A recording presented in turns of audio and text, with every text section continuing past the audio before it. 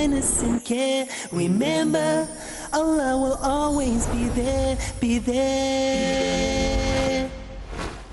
Nikahun mubarakun, zawajun mubarakun, an-nikahu min sunnati. Alhamdulillah. Wassalatu wassalam. Ala Rasulillah wa ala alihi wa sahbihi ajmain. Amma ba'd. A'udhu billahi minash shaitanir rajim. Bismillahir rahmanir rahim. Hunna libasul lakum wa antum libasul lahunna. Rabbi shrah li sadri wa yassir li amri wahlul 'uqdatam min lisani yafqahu qawli. I welcome all of you with Islamic greetings. Assalamu alaikum wa rahmatullahi wa barakatuh. May peace, mercy and blessings of Allah subhanahu wa ta'ala be on all of you. Today we are going to have a special session by the name Better Half or Bitter Half. And you're most welcome to ask any questions related to marriage, to nikah, regarding how to choose a life partner, how to conduct a nikah, what are the pros and the cons, about married life, the problems, the good things, the do's, the don'ts, the halals, the harams.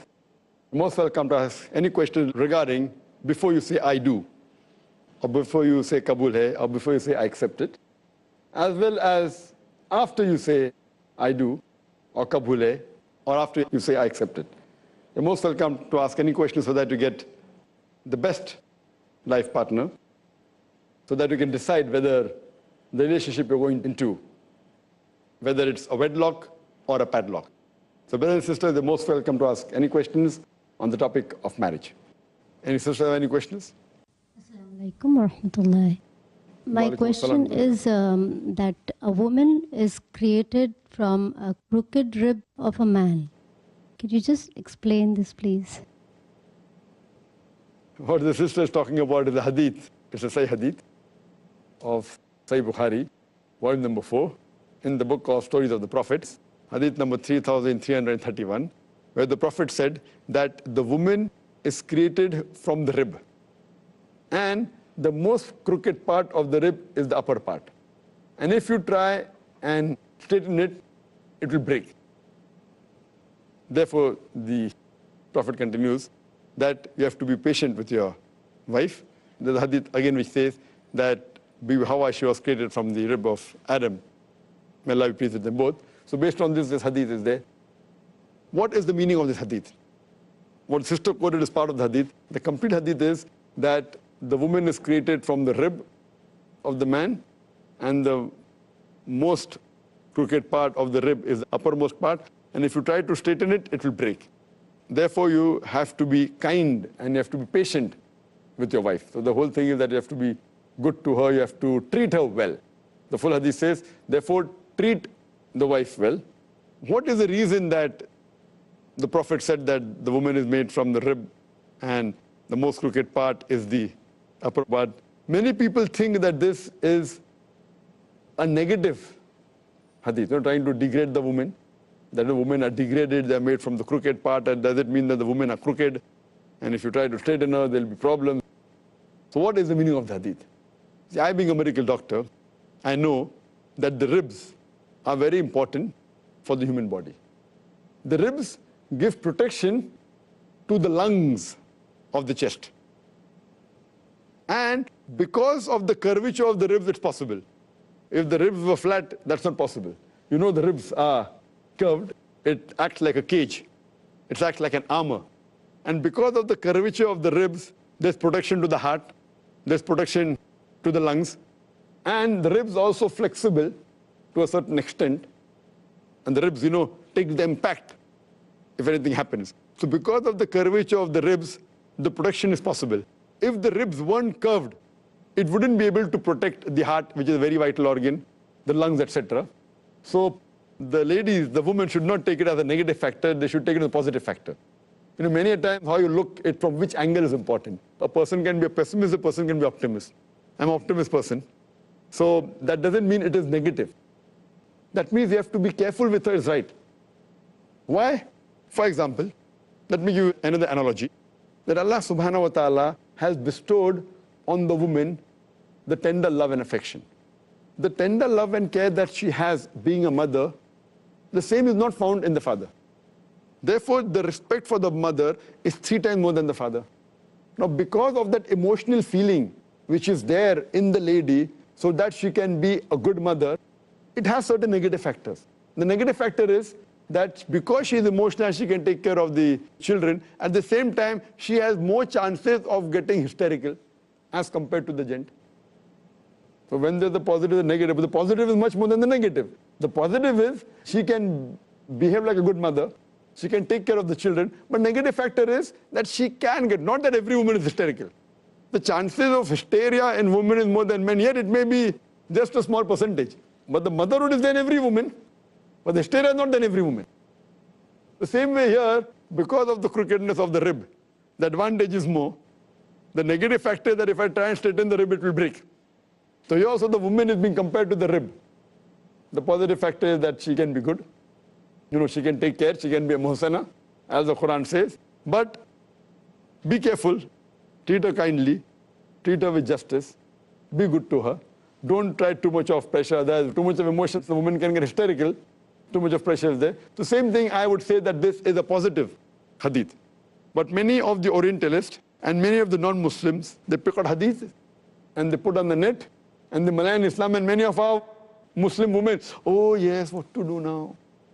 So they get, again hysterical. So it's positive and negative. You have to look at the positive. So I take it as a positive hadith, and it's an honor for the woman to be compared to the rib, which is a very vital part of the body, in taking care of the vital organ, that is the sadr, the center, that is the heart. She's like a muhsana. That's the fortress against the devil, which is mentioned several places in the Quran.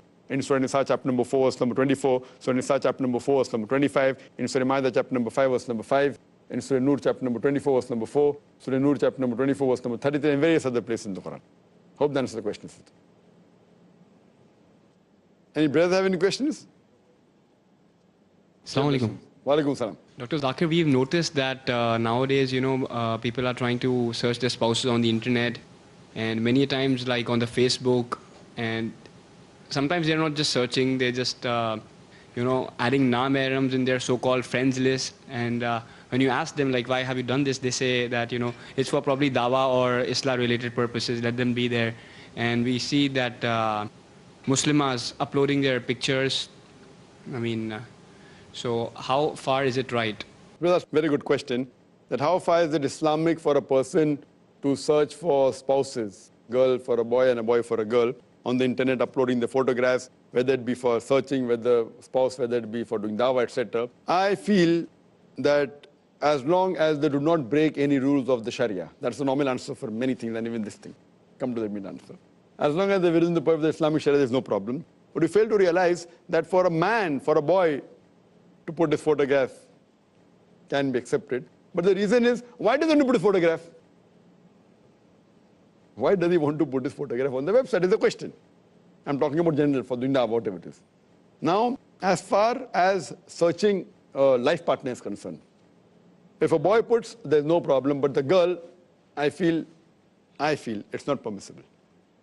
For a girl to put up a photograph looking for a life partner in a website is not permissible. Personally, if a person comes through the parents, through a known friend, through an Islamic organization, gives the photograph, no problem at all. It is within some boundaries. And see to it that even that time, when a girl gives the photograph, see to it that if it's rejected, it comes back.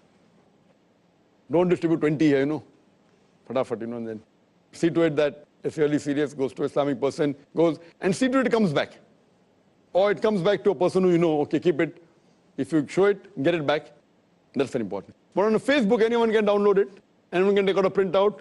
Main naam hai receipt. So it's out of the question for applying. Magazines are at least okay. Because when you go to a matrimonial column in an Islamic magazine, there it is just the address and a brief sketch. There's no photograph. What is the height? What is the complexion? What is the do's and don'ts? That's fine. That's no problem at all. But going on the website, there are many other things. Then, okay, fine. Then you can chat. See, again, chatting. Why you want to chat forward? So when you do a personal chatting one-to-one with a nah-mahram, whether searching for a life partner or not, I feel, if not totally haram, it is at least makruh. Many scholars have been fatwa it's haram. Many good top scholars have given fatwa it is haram. For a lady to chat, not for searching a mehram, otherwise it's haram. Many scholars have given. I'm not going to that extent. I said, if not that, at least it is makruh. Even while doing dawah. While doing dawah, if a person has his own photograph and everything and conveys and goes and chats and all, fine. If you go in an anonymous name and maintain that, maintain all identity, and go and do dawah to a certain level, it's acceptable. But while doing dawah, being open, okay, I'm so-and-so, I'm living so-and-so, I'm doing dawah and then dawah, what happens otherwise? Therefore, I say a man should do with man and female to female, male to male, female to female. You have that you want to go and do dawah in colleges and then you go in sitting in a room and doing chatting in a closed room and the third person is the devil. Fine? I'm talking about live. This goes to a certain extent, to a lesser extent, but even on the net. Then if it becomes too close, then you'd like to meet and, oh, you know, fine. Man, there's so many cases. Chatting, oh, London, no problem. Then one day wants to go, oh, you want to come to London? When you're coming, what's your flight number, so and so? Fine, I'll be at the airport, or whatever it is. And there are so many cases, whether Muslim or non-Muslim. You know, this is how the human nature is. So I agree with those that it is not permitted for opposite sex. Fine, you want for information, go to a website, get the information, download it, fine. But chatting, if you have exclusively only for ladies, no problem, gents, no problem. And for matrimonial, I am not in favor at all. If not haram, at least makruh.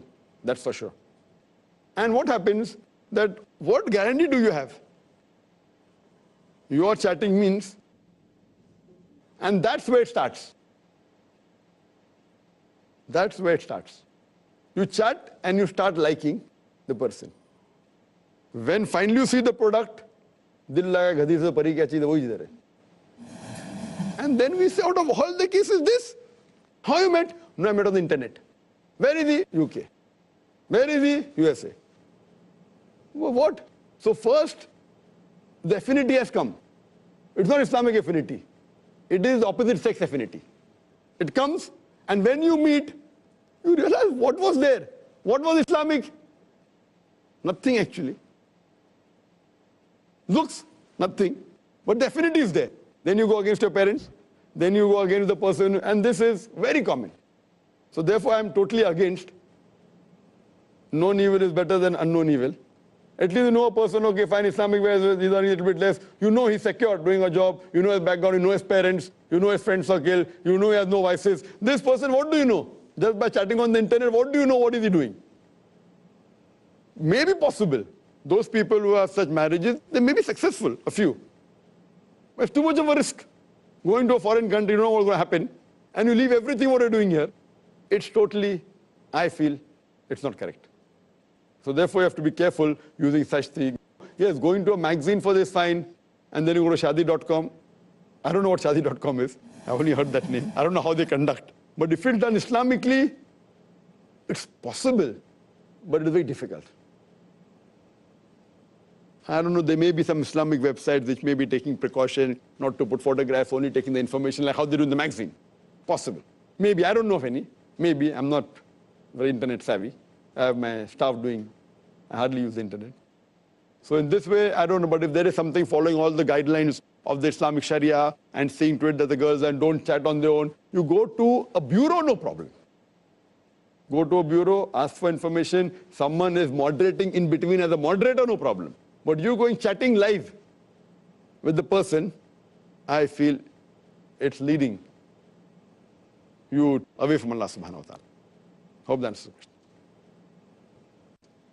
Yeah, Assalamu alaikum. Wa alaikum assalam wa rahmatullahi wa barakatuh. I wanted to continue with my earlier question, and I wanted to ask you that if a person has already fallen in love, even if the person is not following hijab, and because of that gets into it, but later on realizes his or her mistake, then how would a person convince the person who has fallen in love? What measures would you give to stay away from it and to maintain the hijab, and so that the person does not fall prey to his or her desires, like staring and stuff like that?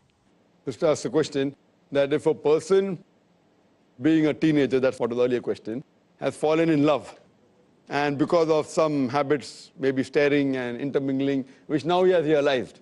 So what advice can we give him so that he comes out of it? Now the question is fallen in love. How much has he fallen is important. So first I'll do a survey. How much has he fallen? To what extent has he fallen? To which levels of Sharia has he fallen or she has fallen? So first I'll do that. And then I'll try and advise him. If it's just an infatuation which the person has breaking certain rules of the hijab and little bit intermingling, little bit handshakes and all, little bit going out and all, that it's easier to get him out. But if he's fallen so deep to the bottom of the well that he had a relationship, then my advice would be different. Fine? Because the Quran also says in Surah Nur chapter 24, verse number 3, that adulterous woman should marry an adulterous man or an unbelieving man. For a zani, it's a zaniyat. And for zaniyat, it's a zani. So based on this, my advice would be different, trying to find what extent is that, who's the girl, or the girl has fallen into boy, who's that boy, how well can they get along together, etc. So the advice would depend upon what level has the person fallen. If it's extreme level, I'll try and find and see to it that if he has improved or she has improved, and the other girlfriend or boyfriend, what level is he or she, and then try and counsel. And if both can come to the straight path, what they've done is wrong, that's no problem. If both are coming to the straight path and both have realized their mistake and they agree to follow Quran and Sunnah, I would say, okay, get married. Fine. So at least you're following the verse of the Quran, that both have committed that sin and both continue. But if it is that they have not gone to that deep level, then it is but natural. You say it's an infatuation, what it is wrong. Stay away from it. And but natural, get him closer to the Islamic activities, ask him to read the Quran, ask him to see Islamic lectures. And but natural, one of the important thing is lowering the gaze. That whenever you're interacting with any opposite sex, if he or she is not the mahram, then you lower the gaze. This is very important. This is a very important factor, because if you have to talk with the opposite, lowering the gaze, then the chances of getting infatuated is less. But if you lower the gaze and meet every day for half an hour and talk, if it's a classmate, then also there's a problem. Lowering the gaze and talking, then the voice is sufficient to infatuate you. Same thing. So all these are things that should not meet the opposite sex unnecessarily. You know, where did you go? I went out, I went to Singapore for holiday. Oh, how was it? Very good. Which is the last movie you saw? These things you can speak. The girl can speak with the girlfriend. The boy can speak with the boyfriend. But opposite sex don't require it all. So these things which are not required, not a must to speak, should be avoided while speaking with the opposite sex. And when required, when certain thing is there, when you have to speak with lowering the gaze, whether it's a duty of performing or in college, etc. So in that time, lowering the gaze and speaking, this will prevent them from getting involved in these things. And the best is, if you're young, get married as early as possible. As I mentioned earlier, beloved Prophet ﷺ said, it's hadith of Sahih Bukhari, Volume number 7, in the book of Nikah, chapter number 3, hadith number 4, that, O young people, whoever has the means to get married should get married. For that will protect the modesty. So best is marrying early. If you marry early, it is good. There are less chances of deviating. And it's easier to be on the Quran and Sunnah. And there are many benefits. So marrying early is preferable. But again, that's the reason you try and find a life partner. And don't wait too long. I'm trying to find a good life partner now. Now I'm only 20, now 21, 22, then you're 30. Then all your options that you had run down. So don't wait till 35, 40 and then you sit down to compromise. So earlier the better. When you realize after maybe a few months or a couple of years the market is what you want and not getting. So see to it that you take the decision fast. Don't be too late. Then your compromise will keep on getting so low. So then you realize, oh, that person what I had is far 10 times better than what I got now. The person you rejected, thinking he's not virtuous, your virtuous definition. The one you marry is 10 times worse than him and has other problems, but then it is your choice. So that's very important, the decision that you take. Therefore, being in consultation with someone who's knowledgeable, someone who's experienced, someone who can guide you is very important in this case. Hope that answers the question, sister. Assalamu alaikum. Wa alaikum assalam wa rahmatullahi wa barakatuh. My question is, can a wife insist on separate living quarters for herself and her children, away from in-law, knowing that the parents are old and husband can't afford maintenance of 2 homes? Does he have to fulfill her demand? Sister has a question that, is it permissible for a woman to ask her husband for separate lodging and boarding, a separate family, rather than staying with the parent-in-laws, knowing very well that he cannot afford it, it's totally wrong. It's putting the husband in difficulty and putting yourself in difficulty. So if you know that the husband can't afford and you put, fine, before marriage, no problem. Before you marry, you say, I'll marry you if you have a new home, I cannot stay, that's permissible. He won't marry you, you don't marry him, you can stay separately, no problem. Once you are married, then you put the condition that I want to stay separately, and he may be earning less. He has his duties to look after the family as well look after the parents. Because his Jannah is beneath the feet of his mother. So you want to take your husband out of his Jannah is wrong, sister. And especially knowing very well that he cannot afford it, so do you want him to throw parents out of the house? That means you're not a virtuous wife. A virtuous wife would never say that. So taking care of the parents indirectly also becomes the duty of the wife. Though they may not be your direct mother and father, but they are father-in-law and mother-in-law. Because you have to look after your husband, and one of the duties of your husband is to look after his parents, so it becomes indirect your duty. Indirect, it becomes your duty. Indirect. Since you are the Mohsana, you have to try and see to it that you don't create problems. But if he says you want to separate, he said, no problem, why do you require separate? If he says that, there's so much difficulty, all staying together, so you have to solace him and say that this difficulty, no problem, at least this will take us to Jannah. If we stay separately, then I won't be able to serve your mother, you won't be able to serve your mother. So better we face some difficulties in this world so that we have a Jannah in the hereafter. That's a Mohsana.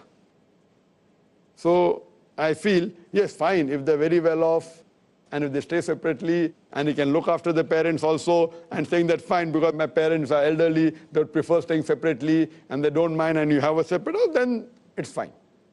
If that's the wish of the parents, or if it's easily done and yet he takes care of both, he can keep someone to take care, etc., that's permissible. But if it's difficult and if it's poor, going to get difficulties for you and your parents and all, then I feel it should not be done. Hope that answers the question. Brother, if a non-Muslim girl marries a Muslim boy, is it compulsory for her to change her name after marriage? If a non-Muslim girl marries a Muslim boy, unless she doesn't accept Islam, she cannot marry. If a non-Muslim, after she accepts Islam and she marries, and then marries, does she have to change the name? It is not compulsory for her to change the name unless the name involves shirk. If the name involves shirk, like Lakshmi. Lakshmi is the name of one of the goddesses. If it involves shirk, she'll have to change it. If it does not involve shirk, it's not for to change, but it is preferable. It's preferable, especially in this age. Though at that time, people never used to change the name. But here, I feel it's a requirement because if she's proud to be a Muslim, why should she not want people to know that she accepted Islam? So if she's only done for namesake, because of infatuation, then that she will not want to change. She doesn't want to show that yet she is a non-Muslim. So my advice in such case would be that it is preferable that she changes the name so that the people will not get a misunderstanding that she is yet a non-Muslim. But it's not a farz to change. Hope that answers the question. Jazakallah. This was the last question of this session on better half or better half. Inshallah, we'll meet next time. Wa akhir da'wana alhamdulillah rabbil alameen. Stay young, forever be true. Cherish this life that's destined for you. Live your life with kindness and care. Remember, Allah will always be there, be there. Nikahun mubarakun, mubarakun. Zawajun mubarakun, mubarakun. An-nikahu min sunnati. Ma qala an-nabi huwa sahih. Nikahun mubarakun, mubarakun. Nikahun mubarakun, mubarakun. Zawajun mubarakun, mubarakun.